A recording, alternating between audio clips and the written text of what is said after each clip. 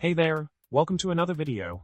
Today we're tackling a common problem that many developers encounter when building their React apps. The issue at hand arises when trying to run npm run build, resulting in an error that reads unexpected end of JSON input. This problem prevents the creation of an optimized production build. But fear not, we have a solution in store for you. Now, let's dive into the solution to this pesky problem. The key here is to roll back to the LTS version 22.11.0 if you were previously on version 23.2.0. By downgrading to the earlier version, you can bypass the error and successfully build your React app without encountering the JSON input issue.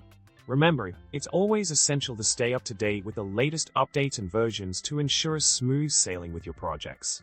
In summary, if you're facing the unexpected end of JSON input problem while running npm run build in your React app, the solution lies in rolling back to version 22.11.0 if you are on 23.2.0.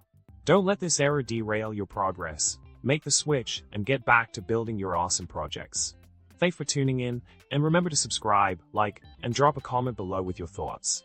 Until next time, happy coding!